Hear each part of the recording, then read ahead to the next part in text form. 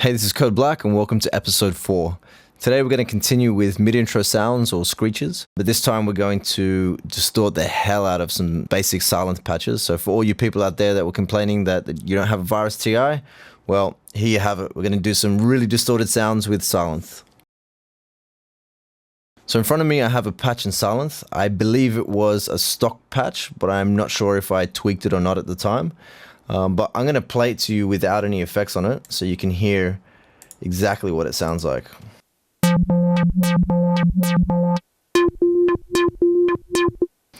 Yeah, pretty crap. But what we're going to do is we're going to abuse this thing and I'll show you exactly what it sounds like with a bit of distortion and EQ.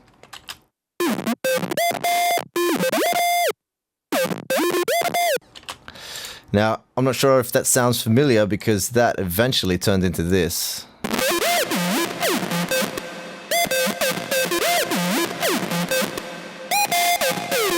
So to get the original sound to the eventual sound of Red Planet, I'm going to show you the steps. So there are 2 steps for this. EQ and distort, nothing more. You don't have to go crazy with this. It can be really, really simple. So what I've done is I've used the clip control and I've overdriven it to the maximum amount inside Isotope Trash.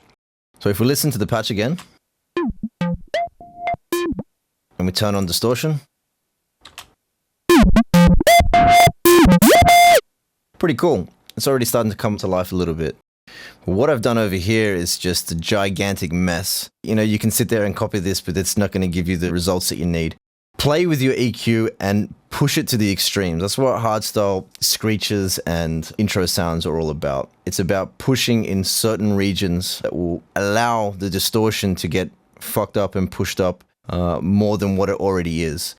So by pushing the low end, you know, you're really starting to get that crackle sometimes because the bass is just overflowing and clipping the crap out of it. But also sometimes pushing the mid-range brings out that character, that resi tone. So play with it, play with different patches and just abuse the hell out of your EQ. And you should end up with something that is quite resonant.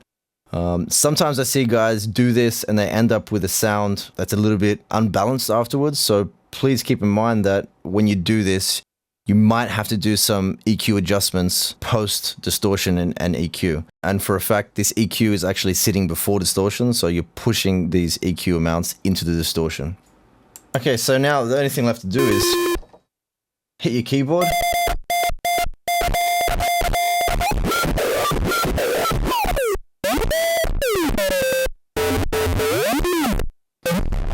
Bash your keyboard. Do the same thing we did last week. Bounce down a whole bunch of random noises. Then make sense of the noise. Here I've just chopped and you know, put different pieces together that I've liked. So I've cut like this little part here. It's just completely screwed up. But it's perfect. Then you make sense of it. You make patterns.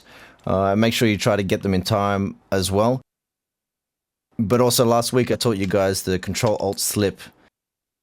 Scroll our waveform backwards and forwards, which becomes quite handy to just change these little phrases around.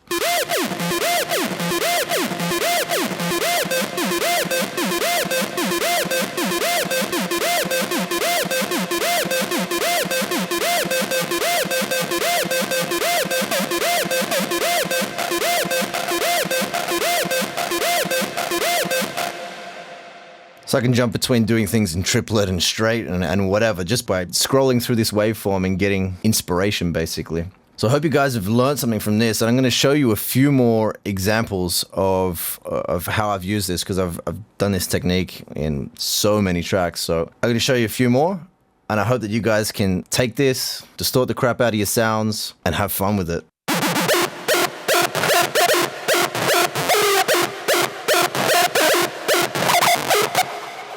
And if I disable these things,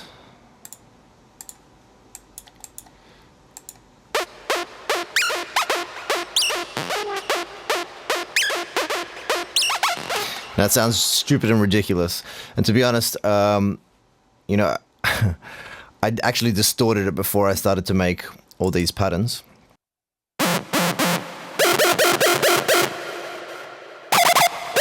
And actually in the final version of Unleash the Beast, I then bounced it down to audio. And once again, I abused it even more with some distortions and actually taking the audio bounce and cutting pieces up and then pitching them down with the transpose and all sorts of stupid things. I think I even used the glitch on there as well, like the old school one, the tape stop. So I hope you guys once again can, you know, take a boring sound,